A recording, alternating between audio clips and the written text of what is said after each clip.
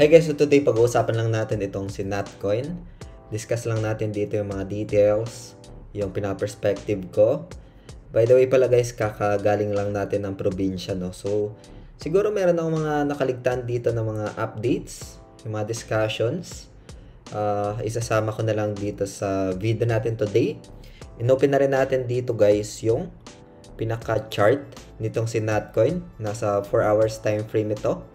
As well as itong pinaka-price analysis na scenario guys, no. So if ever man na ma-hit nyo yung certain market cap as well as yung pinaka-price na magre-reflect dito, no. Ano pa yung other scenario na magpapataas sa price action? I-discuss natin yan.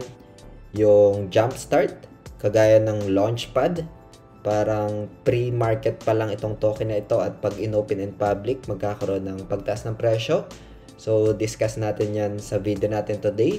Pero bago tayo dito guys magsimula, kung hindi nyo pa na-like itong video na to, please like this video first. Subscribe nyo yung YouTube channel natin. Turn all the bell icon para ma-notify kayo dito sa mga updates natin na ginagawa sa ating YouTube channel. So, for now guys, punta muna tayo dito sa price action nitong si Nat, no? So, may mga confused and may mga gusto magkaroon ng idea dito, ano yung perspective ko, especially dito sa price action. Again guys, itong video natin today is just an update lang. Sariling opinion ko lang ito guys, no? And don't guarantee this one. Ito ay pwedeng mali. And itong video natin is just an update lang for reference, for educational purposes only. And does not qualify as an investment or financial advice guys, no? So, nasa 4 hours time frame tayo dito. Currently, yung price action nitong si Natcoin is around 2 cents guys, no? So, wala pa siya sa 10 cents. Wala pa siya sa 5 cents. So, around almost 3 cents yung pinaka price nitong si Natcoin, no? And as per checking nga dito, yung kanyang pinaka market cap is nasa 2.5 billion, no? So, may mga scenario dito guys tayo na tinake note, no? Like, for example, this one. Kung paano siya magkakaroon ng pagtaas ng presyo, ano yung scenario dito, like for example this probability na mag 10x. So currently yung supply niya is nasa 102 billion guys, no? So malaki-laki itong supply na ito, and this one walang pinaka use cases guys, no? It's totally meme coin na tinatawag, and alam naman natin yung mga meme coin is one of a risky assets kasi wala siyang pinaka use cases. And please be careful, and risk management is very important if you want to trade meme coin. Pero meron talaga mga magagaling din sa meme coin. Diversification, asset allocation, risk management yung ginagawa nila guys, no? So hindi sila nag-go all in pag sinabing meme coin, no? So ngayon current price niya is around 0.02 in USDT guys, no? Around 2 cents, no? So, yung market cap niya nasa 2.5 billion. Ayan. So, yung scenario dito guys na para mag 10x ito at maging 11 cents, kailangan niya ditong magkaroon ng market cap na 11 billion guys, no? And so on and so forth if gusto niya pang tumaas dito guys, no? So, ito yung mga tier na nakikita natin dito. Like for example, this one, kung gusto niya mag $1, kailangan niya ma-hit yung 111 billion guys, no? So yan yung scenario dito for the price analysis ni Natcoin. I'll give my perspective lang din dito. Ano yung isa sa mga ginagawa dito para tumaas yung presyo ng isang asset. Unang-una guys yung demand, no? Kung meron talagang demand, the price may potentially increase guys, no? Next one, meron silang tinatawag na burning mechanism, meaning itong supply na ito is binoburn, no, para lumiit siya. So, yun yung mga other scenario, but in my own opinion talaga is that yung kanilang demand, no, if ever man magkaroon to ng demand, burning mechanism, that's one scenario, factors, no? Or please keep in mind na ang daming scenario guys, no? Ang daming factors na kailangan i-consider para sa pag-angat ng presyo ng isang assets, especially in crypto space, no? So, yun, hope you get some ideas dito guys sa insights na ito.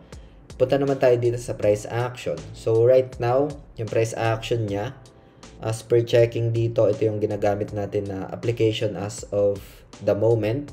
Dito rin tayo magsisend ng Natcoin if ever man na tapos na yung stake. or if ever man na meron ka pang naiwan na Natcoin sa iyong Telegram app guys, no. So pwede dito kasi compatible yung Natcoin guys, no. So yung official link naman nito lalagay ko na lang sa description ng video nito para mapuntahan nyo, and lagay nyo lang Crypto Fortune, merong 10% na discount sa inyong account, no. So yung price action niya ngayon guys, isa lang masasabi ko dito, it's hard to give perspective dito kasi new price discovery, no. Tapos all time high pa itong price action na ito. This price action anytime can go up and anytime can go down din guys, no. So like for example, someone accumulates yung price action around this area, like for example 0.004, and then they tend to sell their position, so that's the time na pwede siyang mag-retrace, no. Yan yung scenario na pwedeng magkaroon ng pagbaba ng presyo. If ever man na i-hold lang ng mga nakabili dito, hold lang sila ng hold, tapos merong mga demand na pumapasok, there's a high probability na pwede pang mag-continue yung price action, no. So kailangan natin i-consider yung risk management dito. Itong price action ni Natcoin is on its new all-time high, and new all-time high, no price discovery pa, new price discovery, wala pang pinaka previous price history. It's hard for me to cross validate, no, yung price action kasi wala pang pinaka previous data dito. So own opinion ko lang dito, like for example if I have Natcoin na nakuha ko sa airdrop, for me I can like take profit ng kalahati, at yung kalahati naman, since free ko lang din naman nakuha, is that i-hold ko for my long term guys, no? At least meron akong na-take profits na kalahati. So yun guys, yun yung pinaka personal opinion ko dito for Natcoin as of the moment. Yung mga questions na pwede bang mag $1 yung isa, ito ifa-flash ko na lang ito. Ayan, yan yung scenario guys, kailangan niya mag 111 billion guys, no, para mag $1.10 yung presyo nitong si Natcoin.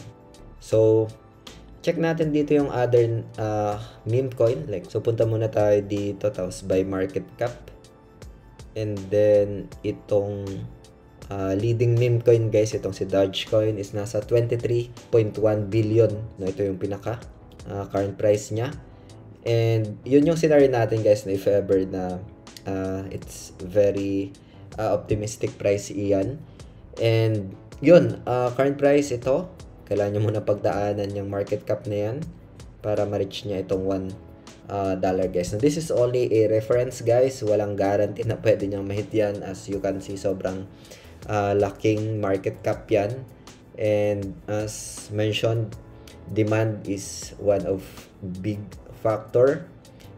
Yung mention ko kanina na scenario, yung burning mechanism, pwede rin na factor iyon na para lumit yung supply and magkaroon ng pagtaas ng presyo, but I don't guarantee guys itong mga example na ito.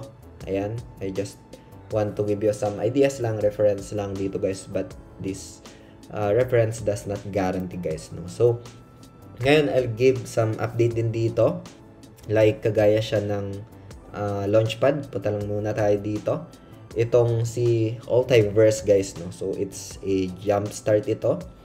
Actually, nag-start na rin to guys. Ito, lalay ko na lang yung pinaka-official link sa description ng video na ito. Marami din ditong mga jump start. Like for example, itong si Natcoin, if we can see, nasa 2,092%, no? Ayan, yung pinaka-highest historical APR niya. Tapos, marami pang iba dito guys. Like for example, itong si Sul, Saki, and marami pang mga projects dito. And if we observe, ito si Brawl, nasa 16,827 yung highest historical APR niya, and marami pang iba dito guys, no. Isa sa mga inaabangan ng mga traders, investors, just to get some small allocation. Andito na rin naka-ready yung pinaka spot pairing niya guys sa USDT, no. So andito yung mga details guys, I'll put na lang sa description ng video na ito yung pinaka details and other informations dito guys, no. Like for example, itong si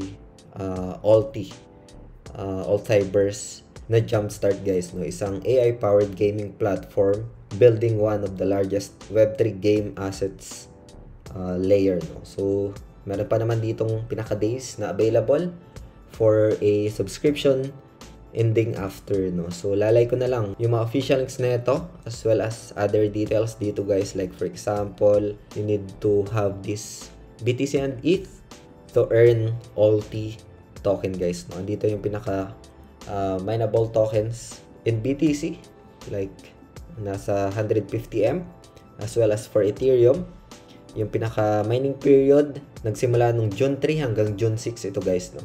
Wala naman ditong pinaka minimum per person na naka-stake or naka-hold, pero yung maximum lang dito, guys, per person na BTC is 0.3 BTC, no? 3.5 naman for Ethereum.